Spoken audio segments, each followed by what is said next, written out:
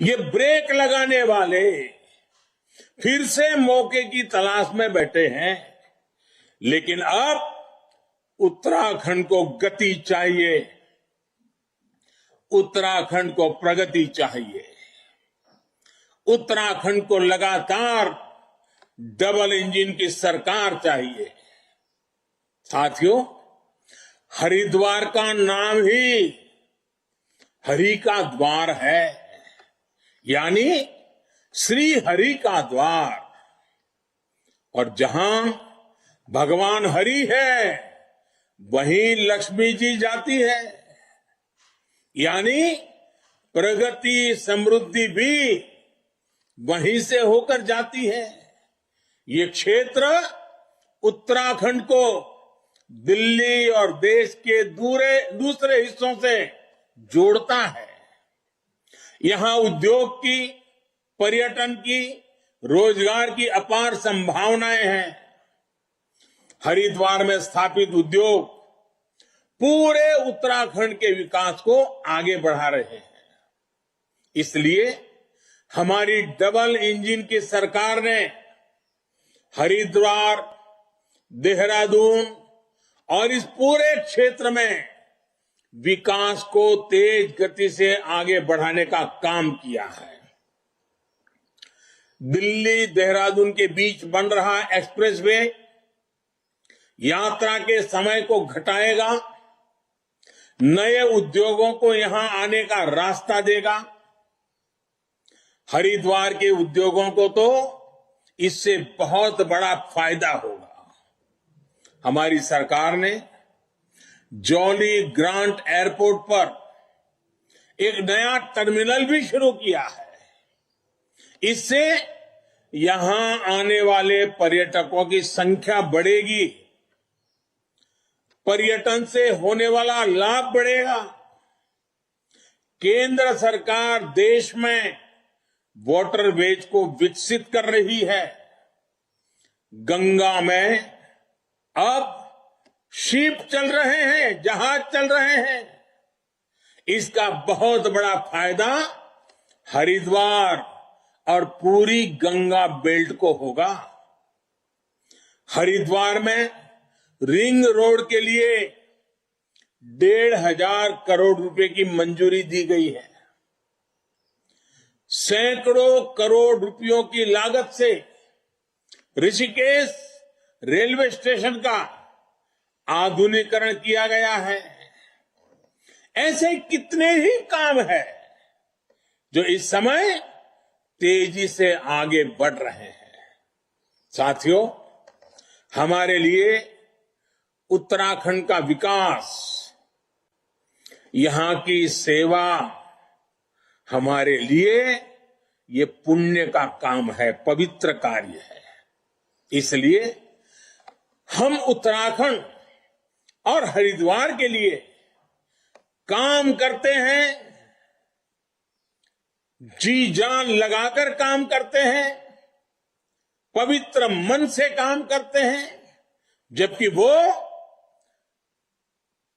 हरिद्वार नहीं, गरद्वार और परिवार के लिए काम करते हैं।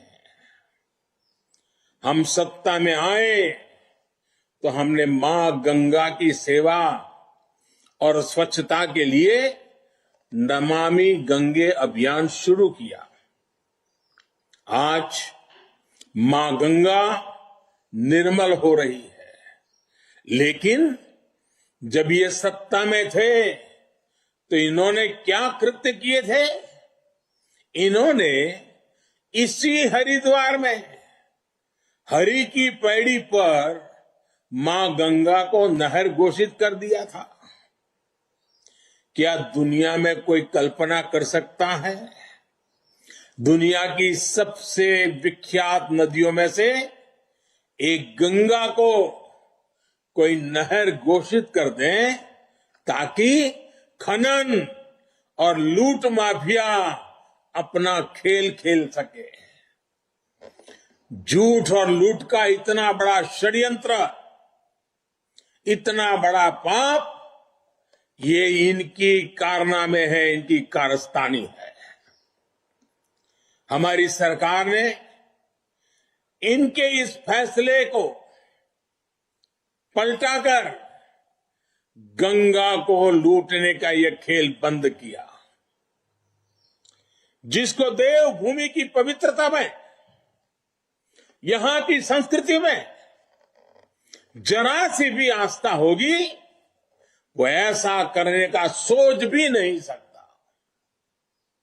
उत्तराखंड की जनता ने इनके पापों की सजा इन्हें दी, लेकिन इनकी मानसिकता बदल नहीं रही है। ये पवित्र देवभूमि में अब तुष्टीकरण का जहर घोलने की कोशिश कर रहे हैं। कांग्रेस नेता यूनिवर्सिटी के नाम पर जो तुष्टीकरण यहां कर रहे हैं, वो उत्तराखंड के लोगों की आंख खोलने के लिए काफी है। इसके पहले सत्ता में थे, तब भी इन्होंने उत्तराखंड की संस्कृति और पहचान को बिगाड़ने के लिए कई खेल खेले थे। हरिद्वार के लोगों से बेहतर इस बात को और कौन जानेगा।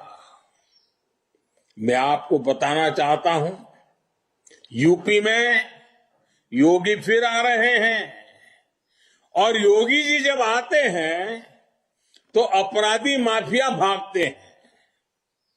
यहां अगर कांग्रेस सरकार होती तो यूपी से भागकर ये अपराधी कहां जाते?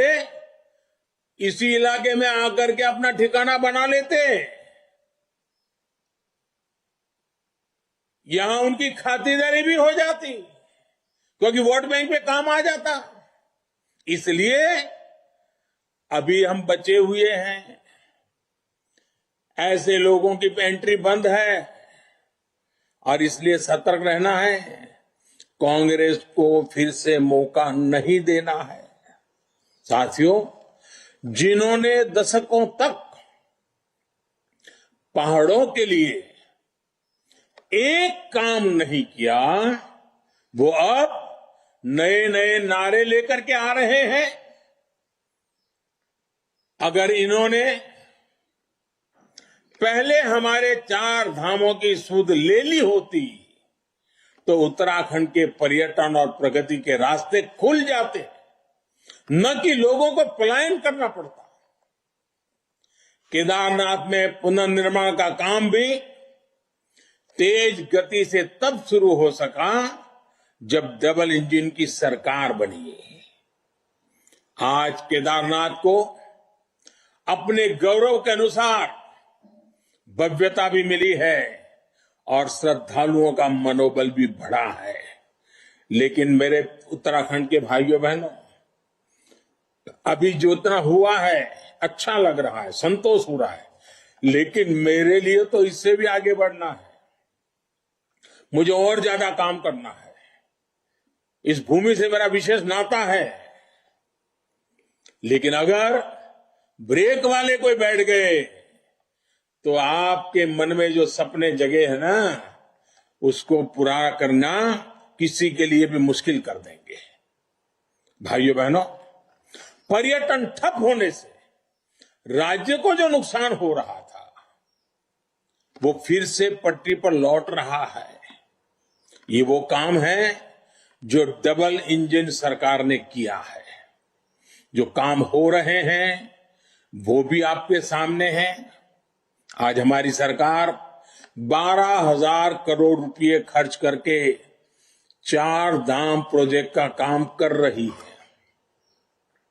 जिन इलाकों में कई महीने पहुंचना मुश्किल होता था, वहां के लिए ऑल वेदर कनेक्टिविटी वाली रोड्स बनाई जा रही है।